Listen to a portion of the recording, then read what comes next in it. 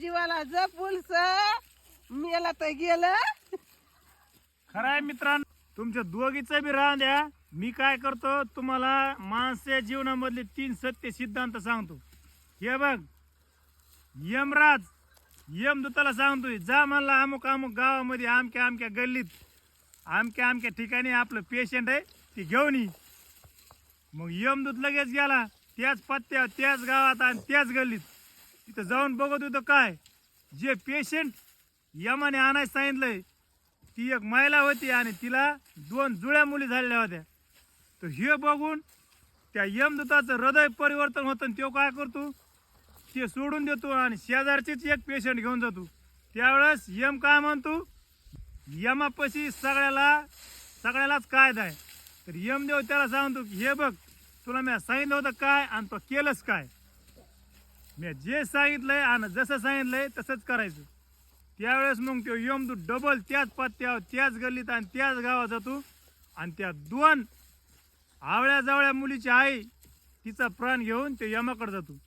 आता यमदेवाकडे गेल्यानंतर यमदेव काय सांगतो तू हे एक अपराध केलास की तुला जे सांगितलं होतं ते तू न करता दुसरं तुझ्या मनाने केल्यामुळं तुला काय आता यमाच्या दारात तुला पण सजा आहे. यमापाशी कुणाला सुट्टी नाही.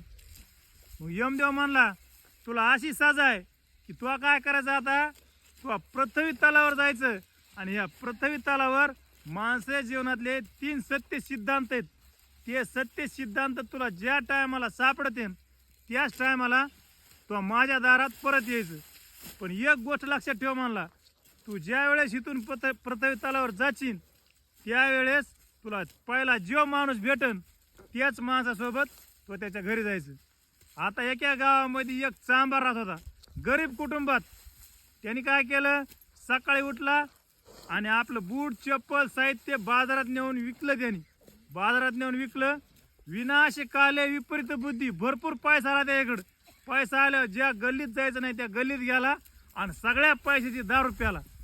दारू प्याल्यावर काय झालं झुलत झुलत झुलत झुलत ह्यो गावाजवळ आला.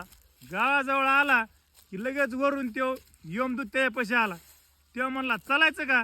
तेव्हा म्हणला लगेच दोघं बी गावात जवळ जवळ आले आणि असा जोरात पाऊस सुरू झाला की पावसाने असे ओले कच झाले. आणि लांबूनच त्या चांभाराच्या पत्नीने बघितलं की आपला मालक सकाळी सगळा साहित्य घेऊन बाजाराला गेलाय. त्यांनी बाजार तर आणलाच नाही लेकराला खायला आणलं नाही आणि पुन्हा ह्यो काय झालाय दुसराच एक माणूस घेऊन घरी आलाय. तिने लांबूनच बघितलं आणि लांबून बघितलं तिचा पहारा चाडा आणि ती तिथूनच त्याला शिव्या द्यायला सुरू केलं. तिने जवळ आले ते दारात येऊन उभं राहिले पण ही काय शिव्या देतात थांबाना असे लट करतात. तिने बरोबर अर्धा तास त्यांना शिव्या दिल्या आणि अर्धा तासाच्या नंतर ती काय म्हणली आता या म्हणली मधी आणि मध्ये आले आणि त्यांना जाळ करून दिला आणि बसा म्हणली तापत. तर त्या यमदूताला तिथं पहिला सिद्धांत सापडला. हे जगातलं पहिलं सत्य त्याला सापडलं की किती कठोरात कठोर माणूस असला तरी पण त्याच्या जीवनामध्ये प्रेम नावाची गोष्ट आहेच. मग यमदेवाने सांगितलं होतं की तू जिथं जाशील तिथंच राहायचं. तर त्या चांभाराच्या घरी ते यमदूत राहिला आणि एवढा प्रख्यात झाला की कुंकड बी त्याची चर्चा. त्याचे बुट त्याचे चपला त्याने शिवलेल्या सगळ्या ह्याच्यात प्रसिद्ध झाला. मग एक दिवस काय होत आहे एका देशाचा राजा त्याच्याकडे येतो आणि पहिल्या काळात काय होतं की ते माप द्यावं लागत होतं चपला बुट शिवायला. आणि तो त्या यमदूताला सांगायला लागला हे बघ म्हणला मला सकाळी चपला बुटाचा जोड पाहिजे. तो काय म्हणला मनात ते यमदूताने विचार केला. तो म्हणला आता हे राजा सकाळपासून राहणारच नाही पण ह्याची काय तर आहे मला सकाळीच बुटाचा जोड पाहिजे. जगातलं दुसरं सत्य त्याला सापड की माणसाला कळत काहीच नाही. आणि तिसरी गोष्ट म्हणजे ज्या मुलीची आई यमदेवाने नेलती त्याच मुली त्याच्या समोर येऊन उभं राहिल्या कशाला चपलाचं माप द्यायला.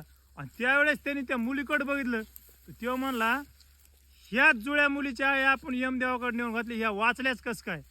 तर जगातलं तिसरं सत्य हे कर्तुम अन्यथा कर्तुम उत्पत्ती स्थिती आणि लय जन्म देणारा सांभाळणारा आणि संहार करणारा हा भगवंत आहे. हे तिसरं सत्य. तर मित्रांनो गोष्ट आवडल्यावर लाईक शेअर आणि फॉलो करायला विसरू नका.